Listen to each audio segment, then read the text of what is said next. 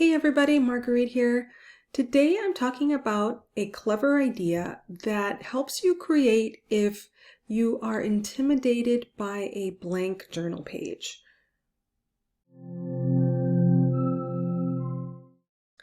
Today I want to revisit an idea that I've talked about before of using junk mail to create a small journal that you collage or create art on top of.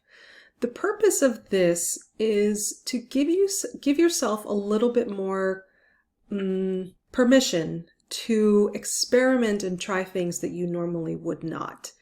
Oftentimes when you have a journal with blank white pages, you are really reluctant to jump in there and get going.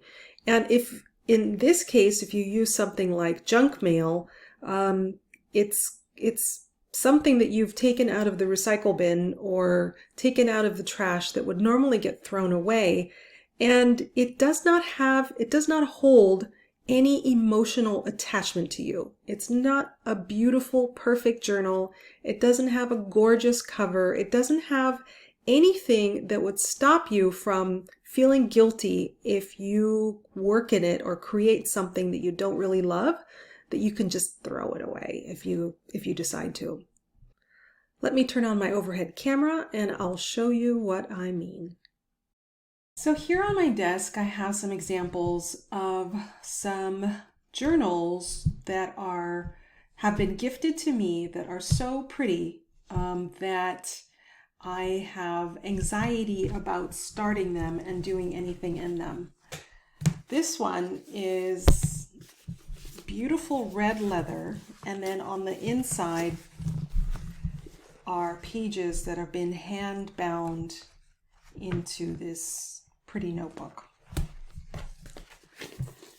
This one I'm using so far as a place to hold my tags, but it also is a really beautiful handmade, the paper is handmade journal, and honestly I don't know if I will ever have the courage to do anything in this book because it's just so pretty and I'm afraid of ruining it. So I wanted to show you something that I have shown before in a video, but I wanted to revisit it because I think it's an important lesson or an important thing to show you. And that is making pages of journals using junk mail. So I have a bunch of little art journals that I have made using junk mail. Here is the kind of mail that I'm talking about. So often they are printed on very sturdy, heavy cardstock. And these ones are nice when they can fold because then you can choose basically where you want to put the stitch when you're putting it in a signature. And then you have this really cool thing that will open into a whole bunch of pages. Here's an example of one that I put together just with a 3-point, and this is a 5-point pamphlet stitch. So this is just a piece of washi tape, and this is holding a very thick advertisement. I like to put in smaller sizes, right? Lots of credit card offers. Then this paper's thinner and it folds out over here. Here is another, just a flyer. And in the middle I have an envelope.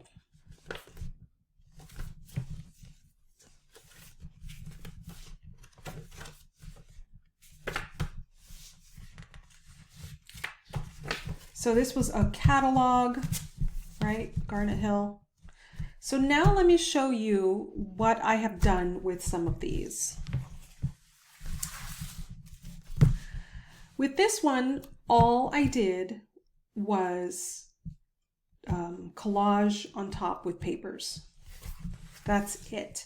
And these are not even my best papers. They're just papers, just stuff my kids doodled on, things that I cut out of home improvement magazines, sometimes a couple of receipts, stuff from my kids' coloring books, right?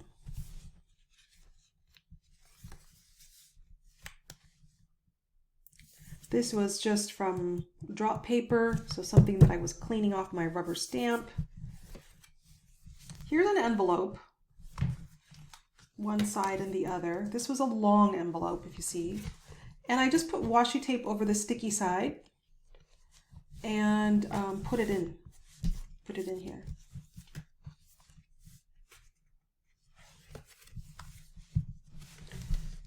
Okay, so there's really nothing special about this little book.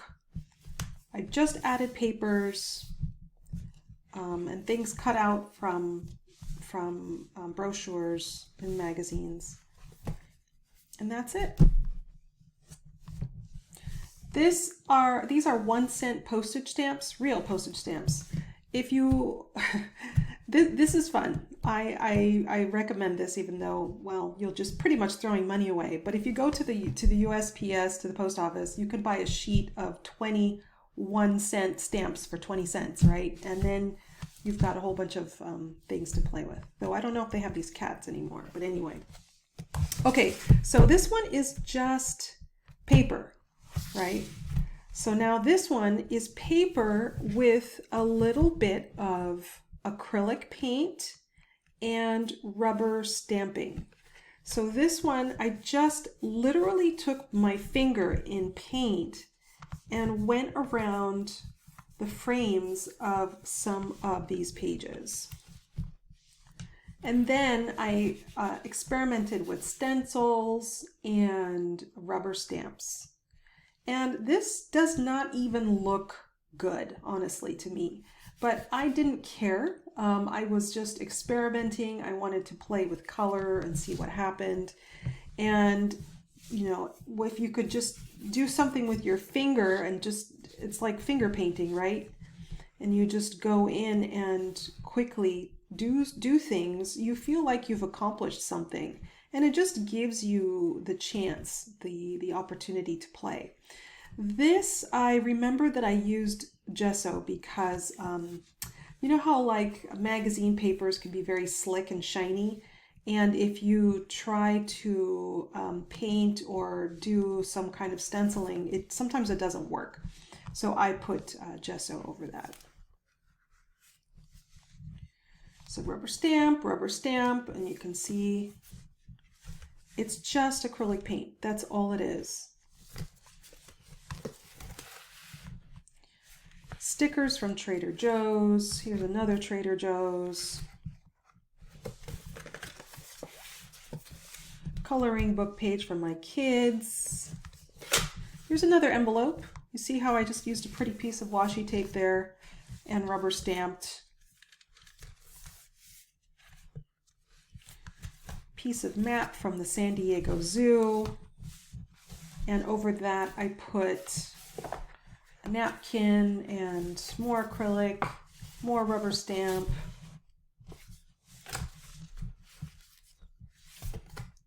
Okay, so I wasn't trying to make anything beautiful with this. I just wanted to play. That was the whole reason, right? Okay, so far I've shown you 1, 2, 3, and here's the last one that I have. This one is really heavy duty paint, and I also used, what is that called? It's the paste, modeling paste. I used stencils and modeling paste. So here I also went around the edges just with acrylic paint, probably in a brown, and I did some gesso, and I did some, I don't even know what colors. How did I get this color? I did stenciling, I did rubber stamping, and at the very, very base, I started with a few pieces of magazine or advertisement or something, right? And then painted over them. Here's another one. This is god-awful ugly, honestly. It's just color thrown in your face, and that's okay. What I really wanted to experiment with was a darker background with a white pen, because I've not had success finding a good pen, white pen that writes on dark backgrounds. So that was the whole thing, was make something crazy and then use a white pen to experiment what it looks like. So here, see, I haven't gotten very far. I've only done these few pages, but you can still see the pieces of junk mail underneath. Super sturdy. This is super sturdy, so it's going to last for layers, putting as many layers as I would like. Okay, this one I used a long arm stapler instead of a pamphlet stitch. So it even makes it even more simple to do if you have access to a stapler that will fit where you can slide your papers into staple. All right. So here's what the cover, I'm happy with the cover. It's also kind of a mess of color and experimentation, but again, that's what it's for. This is what it's for. I am not a color expert. I am more comfortable with collaging papers only. So I do need a lot of motivation to play with color. And I'm not going to play with color in a beautiful journal like this.